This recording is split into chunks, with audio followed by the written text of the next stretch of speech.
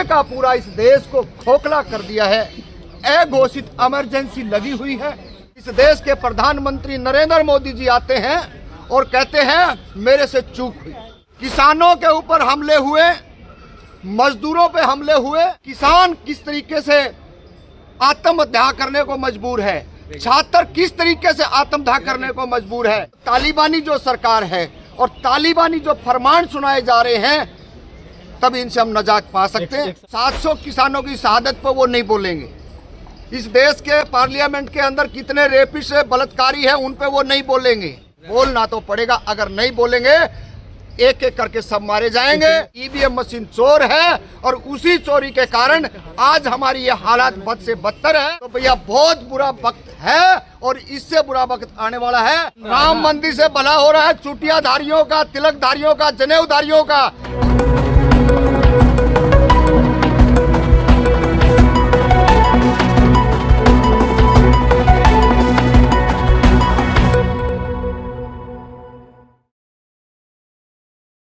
सरकार जो आई है, इसको देखते हुए और जो वर्तमान की परिस्थितियां जितनी बद से बदतर हुई हैं इन 9 सालों के अंदर, वो इस देश के तमाम नागरिकों ने देखा है। चाहे वो किसान हो, चाहे वो मजदूर हो, चाहे वो दलित हो, चाहे वो पिछड़ा हो, चाहे वो सफाई कर्मचारी हों, चाहे महिलाएं हों।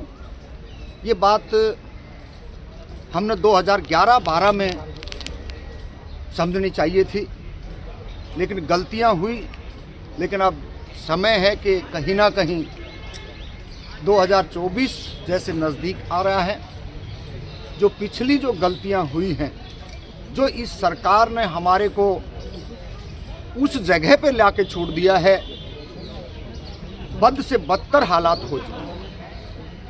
चाहे हम शिक्षा के मामले, पढ़ाई के बजट की बात करें, सबसे बड़ा हमला जब बजट घटाया जाता है तो मजदूर चाहे किसान, उनको कोई असर नहीं होता। और जब किसानों के ऊपर हमला होता है, मजदूरों पे हमला होता है, तो छात्रों को, नौजवानों को कोई असर नहीं होता। और इसी तरीके से इस देश के पहलवानों के ऊपर जब हमला होता है, तो शायद कुछ छात्रों के ऊपर भी इनका असर नहीं होता है। धीरे धीरे इस सरकार ने, चाहे संघी लोगों ने, पूरे का पूरा इस देश को खोखला कर दिया है। अघोषित इमरजेंसी लगी हुई है। और आज अगर हम लोग नहीं बोले तो ये देख लेना सफाई कर्मचारियों के साथ में क्या हालात हुई है, और किसानों की जो हालात, जो इस देश के दिल्ली की राजधानी के ऊपर बैठ कर के बॉर्डरों के ऊपर सर्दी, गर्मी, बारिश जो संघर्ष करना पड़ा, उसके बाद में इस देश के प्रधानमंत्री नरेंद्र मोदी जी आते हैं और कहते हैं मेरे से चूक हुई। तो इस चूक को हम लोगों को समझना पड़ेगा।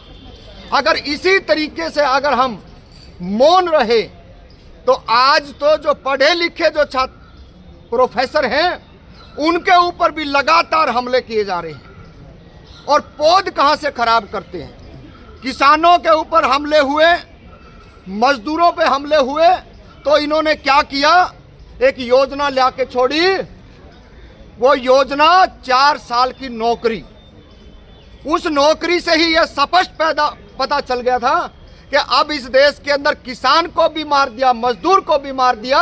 अब उसका बेटा पढ़ लिख करके 10+2 ग्रेजुएशन MA जो करी है, अब उसको भी बॉर्डरों ऊपर ले जाया जाए और उसको भी कुचला जाए।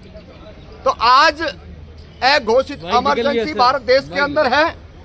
और इस इमरजेंसी के घोषित जो है, इसके लिए हम लोगों को कहीं ना कहीं तमाम वर्गों के लोगों को एकजुट होना पड़ेगा। लेकिन सरकार तो कह रही है कि अमृतकाल चल रहा है। देखिए, कोई अमृतकाल नहीं चल रहा।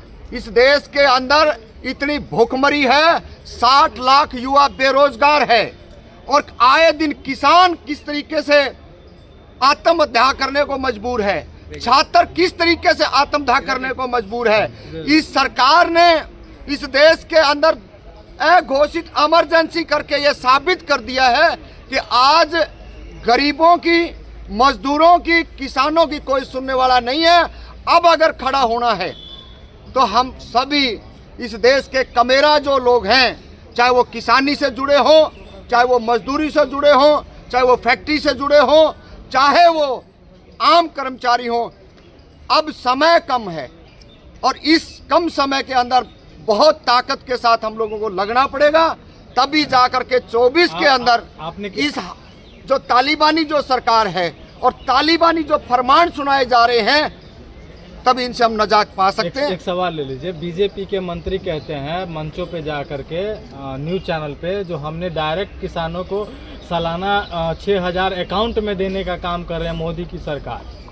देखिए, वो 6,000 रुपये देने की बात कर रहे हैं, जो 700 किसानों की शहादत पर वो नहीं बोलेंगे। इस देश के पार्लियामेंट के अंदर कितने रेपिस्ट बलात्कारी हैं उन पे वो नहीं बोलेंगे। मणिपुर पे वो नहीं बोलेंगे।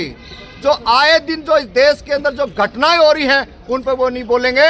आम लोगों को, जो इस देश के अंदर धर्म की अफीम खाए हुए लोग हैं, उनके ऊपर वो चर्चा करेंगे, उनकी वो बात करेंगे, जिसका आज जिंदा जागता उदाहरण है।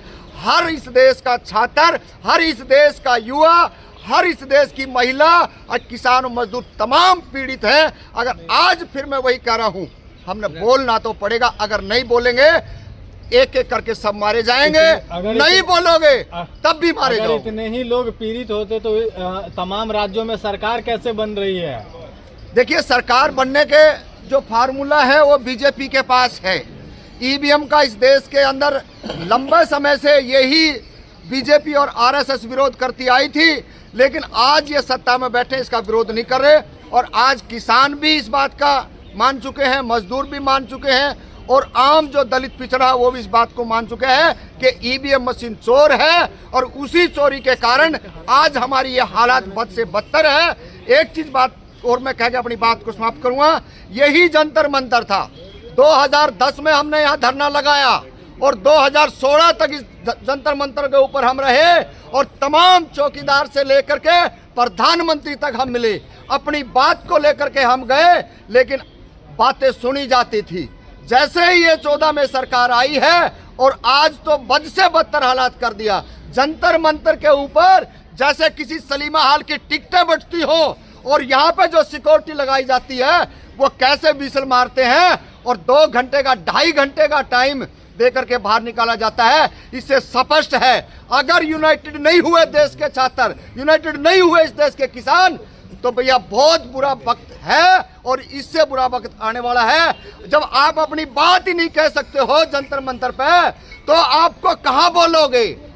ये बात मैं कहना नहीं चाहूंगा। इस देश के तमाम नागरिकों को पता है कि बोलने की एक ही जगह बची है। अगर वहां जाके बोलने पे अगर हमारे को राजद्रोह और देशद्रोह लगता है तो कोई दिक्कत नहीं है, मरना तो यहाँ भी है, तो वहां जाके मर जाएंगे। सर, जो वादा किया था वो तो निभा रहे हैं ना। राम मंदिर बन रहा है, विकास तो हो रहा है ना। राम मंदिर से ना किसी मजदूर का भला हो रहा है, ना किसी किसान का भला हो रहा है। राष्ट्र तो बन रहा है। राम मंदिर से भला हो रहा है चुटियाधारियों का, तिलकधारियों का, जनेऊधारियों का। और इस बात को समझना पड़ेगा कि आपके बच्चों को एजुकेशन चाहिए या आपके बच्चों को नौकरी चाहिए। अगर आप इसी तरीके से लगे रहे तो इस देश के अंदर चिमटा बाबा, घंटा बाबा और पता नहीं कितने बाबा तैयार हो जाएंगे। ये बहुत बड़ी बात है। राम जी जब सत्ता में ला सकते हैं तो रोजगार भी ला सकते हैं। देखिए, हमने हिंदू राष्ट्र नहीं चाहिए। हमने इस देश के अंदर बद से बदतर हालात किसान की है। मैं खुद स्वयं किसान हूँ। मेरे यहाँ 4 साल की सरसों पड़ी है।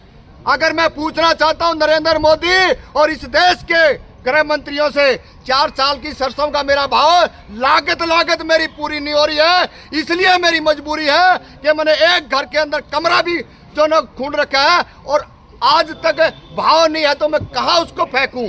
तो ये बात जो किसान है, जो मजदूर है, वो इस बात को जानता है, वो उसकी पीड़ा को जानता है। हिंदू राष्ट्र बन जाने से रामराज आ जाएगा। कोई रामराज नहीं आना है। और इस देश का बार बार तमाम हमारे अच्छे एक्टिविस्ट साथी कहते रहते हैं, अरे एक गली तो आप हिंदू राष्ट्र की बना दो।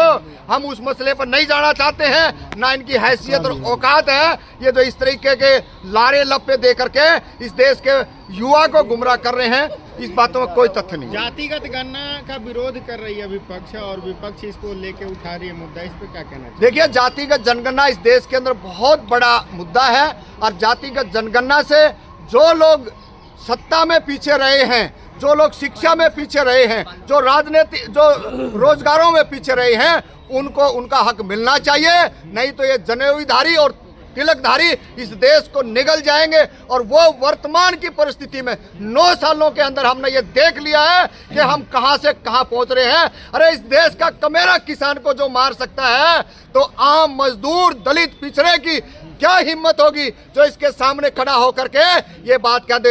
ये तो महान थे वो किसान और मजदूर जो दिल्ली के बॉर्डर घेर के रखे और बताया इस सरकार को हम डरेंगे नहीं, झुकेंगे नहीं। आप अपनी गलतफहमी अपने दिमाग से निकाल लें। सत्ता से हटने के बाद ही जातिगत गणना और ये ओबीसी को आरक्षण क्यों याद आती है सरकार को? नहीं, कहाँ से जातिगत जनगणना बिहार में सरकार थी और सरकार रहते हुए जो उन्होंने लागू किया है, ये बात आप कहाँ से लेके आए हो? यूपीए की सरकार थी ना, जातिगत गणना उस वक्त कहाँ? देखिए उस टाइम वो उनका अपना राजनीतिक मुद्दा था। हो सकता है नीतीश कुमार ने क्या बात कही, हम उस पर टिप्पणी नहीं करना चाहते।